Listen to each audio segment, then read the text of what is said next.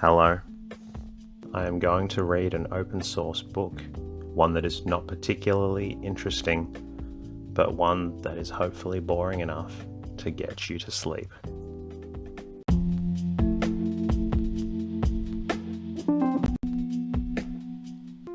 We're going to take a look at a book that's written about a time in New Zealand. If you enjoy the podcast and if it helps you get to sleep, please hit subscribe and leave a comment in the podcast app that you're listening to this on. And just say hello in general. It's always good to hear from the listeners. Tonight's story is called A History of the English Church in New Zealand. The book is quite old. It's by H.T. Purchase, M.A. We're going to get into it, and hopefully it's boring enough to make you feel a little sleepy.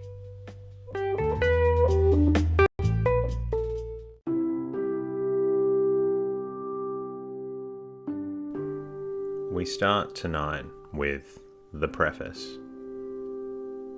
If I asked why I took in hand a task of such difficulty and delicacy as that of writing a history of the church in our dominion, I can really find no more truthful answer than that of a schoolboy. Please, sir, I couldn't help it.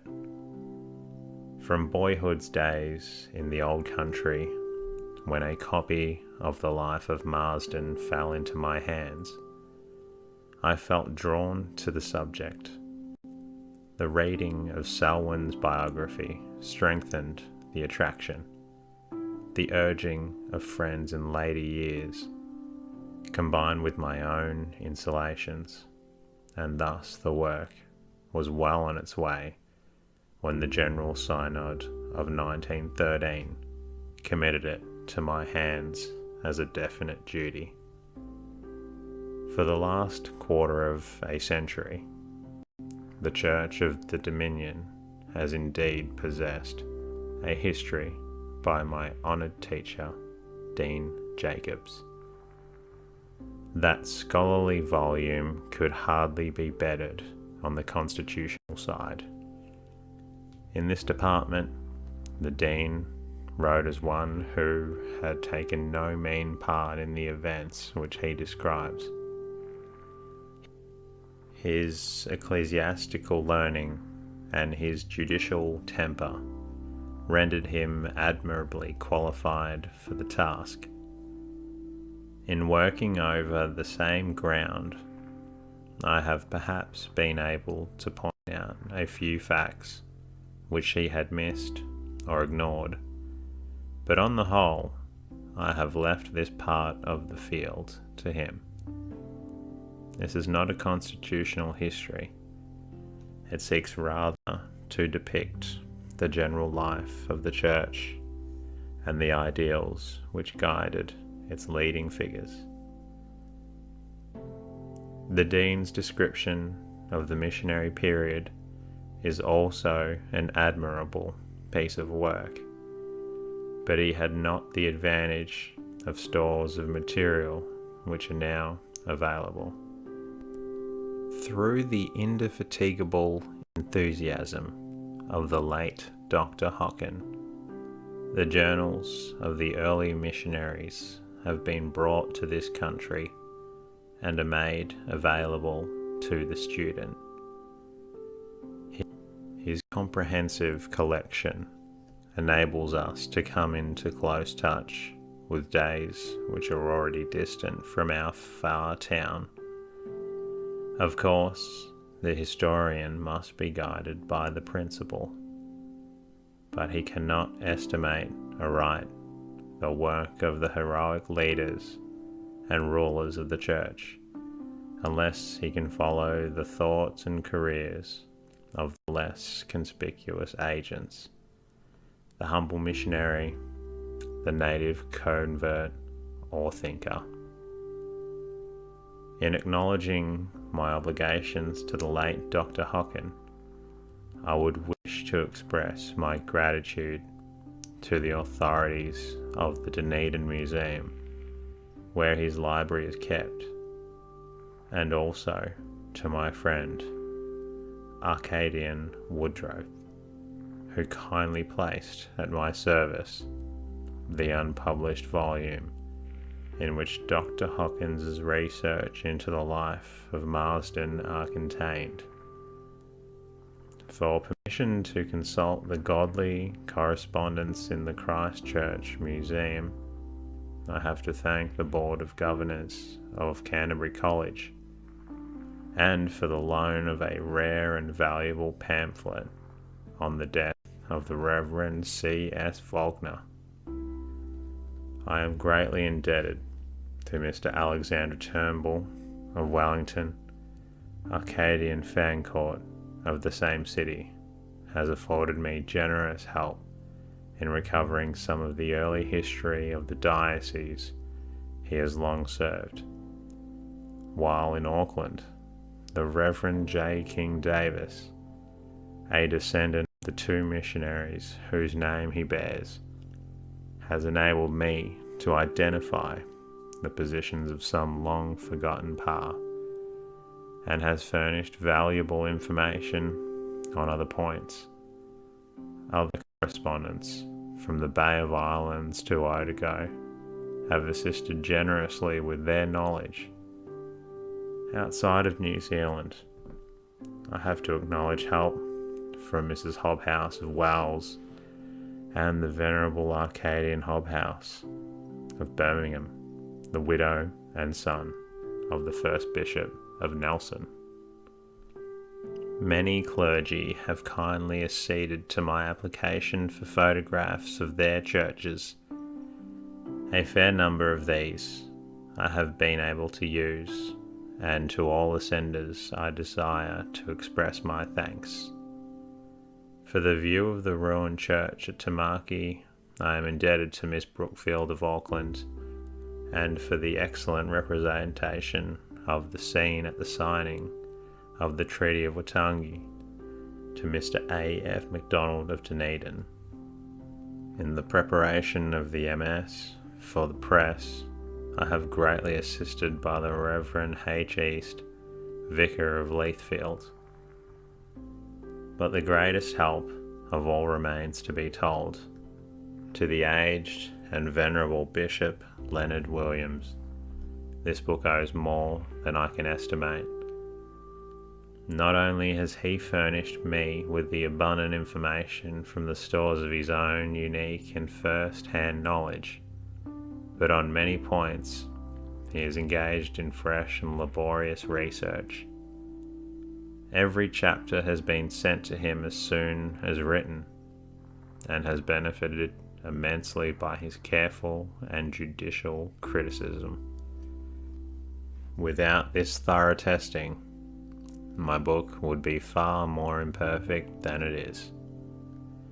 It is due, however, to the Bishop, as well as to my readers, to state emphatically that he is in no way responsible for the views expressed in this book.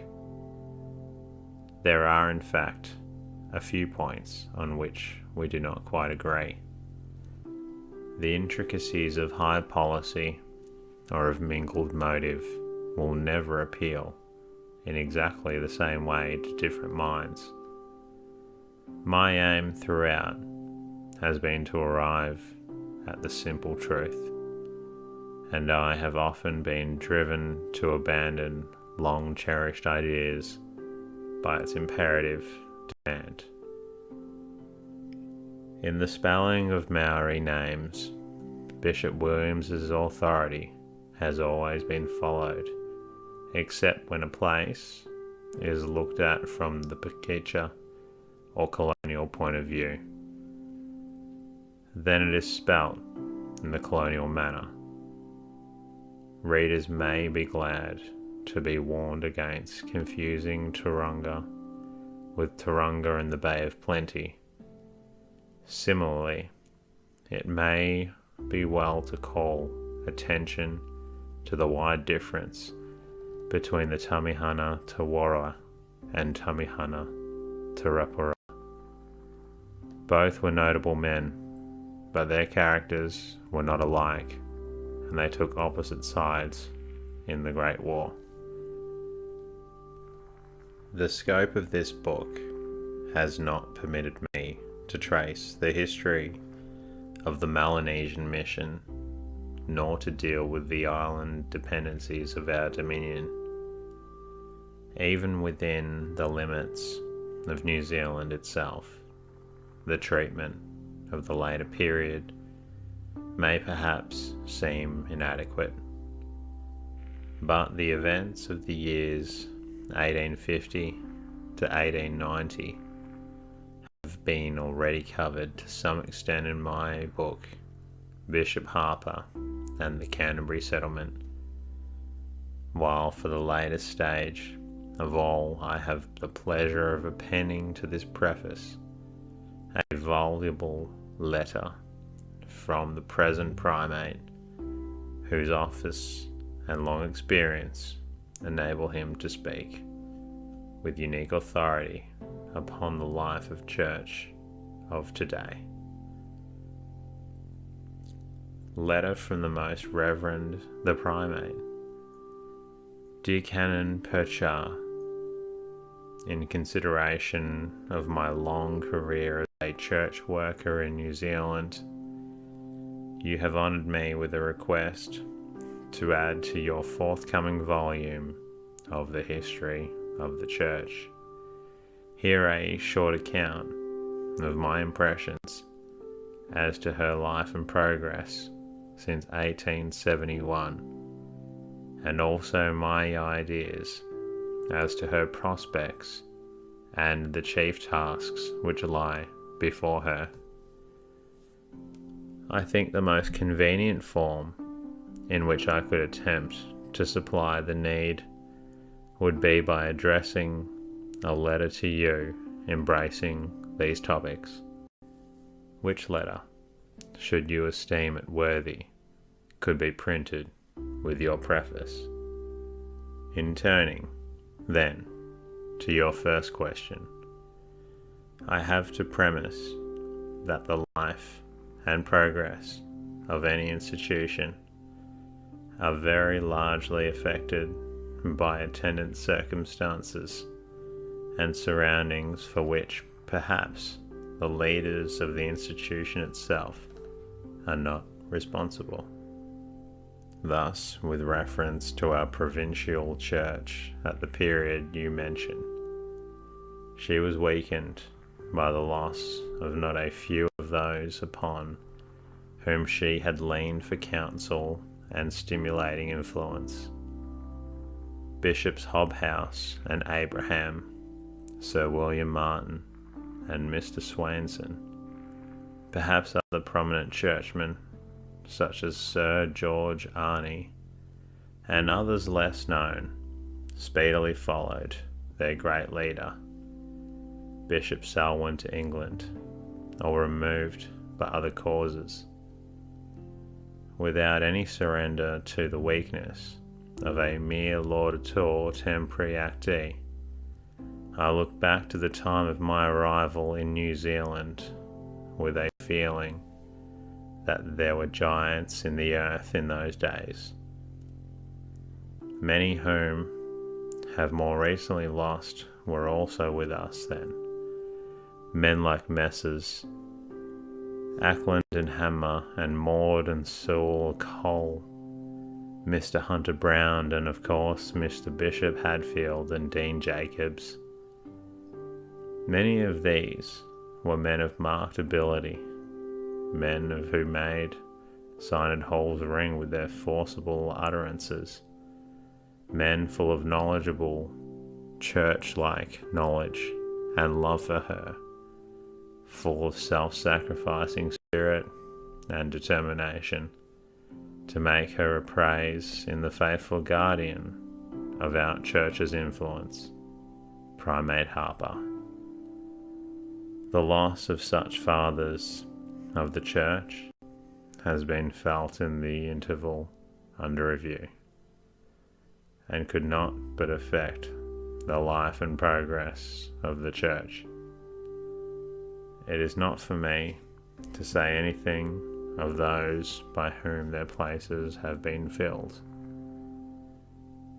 Another adverse circumstance which must be called to mind in such a review is the long period of commercial depression which followed a short period of fictitious prosperity and inflated values. Misled by the apparently fair prospect of making money rapidly, of which prospect a shoal of interested persons sprang up to make the most, undertakings were entered upon on borrowed capital, and properties were bought back at prices which could not be realized upon them perhaps 20 years afterwards. The consequence of all of this was a widespread desolation. My Dyson visitations were in those days largely made on horseback, and in a journey of perhaps many hundred miles, I had to look upon stations and homesteads at which I had formerly been hospitably received, whether their owners belonged to our communion or not, either closed altogether or left in charge of a shepherd. Many of the proprietors of these sheep stations had been liberal supporters of the Church, and their run spelt disaster to the authorities of the nearest clerical charge, if not also the weakness of Dyson institutions. During these long years, Dyson management was weariness indeed, and not the less so because it was so hard to keep up the courage even of our church workers themselves. I am thankful to say that no organised charge within my own diocese was closed in that period, but it was manifestly impossible to subdivide districts and so to introduce additional clergy. Little else could be thought of than holding on. By these circumstances, then, the life of the Church was affected and her progress hindered. New conditions were developed, and the rulers of the Church had to accept and provide for these new conditions.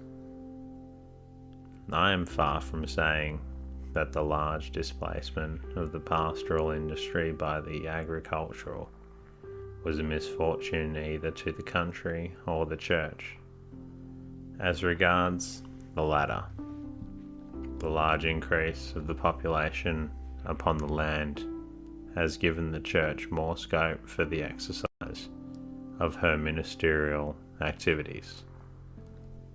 But for vestries and church committees, the work is harder, demanding, as it does so much closer attention to the details. In the old days, one man might ride around the corner of 10 stations within a district, and by collecting a £10 to £20 from each, would thus easily raise a large part of the stipend of the clergyman, and, at the same time, enjoy a pleasant visit to his friends. The collecting from a large number of scattered persons is a different matter, and means many workers and much patience. It is not unnatural, therefore, that this outlying work is avoided, and that the church officials rely too much upon the residents in towns and villages. This is a danger of the present and needs close attention. A vestry easily becomes content so soon as in one way or another it has got together enough money wherewith to discharge its obligations. But there can be no free and elastic expansion unless the interest of all her members is enlisted by the Church, and each is willing to do his part in the establishment of the kingdom of Christ. I think the progress of the Church of late years has been satisfactory. We have a body of clergy who, in devotion to their work and ability for the performance of it, need not fear comparison with those of other countries, not excluding the average of the English clergy themselves. And I think it high time that insulting enactment known as the Colonial Clergy Act was rescinded. It is an unworthy bar to fall into communion between areas of the Church which profess to be at one. As to our lay people, I can only say that I often stand amazed at the willing and patient sacrifice they make of time and effort in the management of church affairs in synods, on vestries, and committees of every kind for the promotion of her work. As to the future, the great task of the Church is, to my mind, the instruction both of the young clergy and the young lady as to the divine commission and real nature of the Church. Since union through the truth is the only method authorized by Holy Scripture, we must teach and teach and teach. That is the task of our divinity schools and of the clergy in preparing their candidates for confirmation. Line upon line and precept upon precept, definite and clear instruction should be given so that the future heads of families may know and value their privileges, and the whole population will be impressed by the strength of our convictions.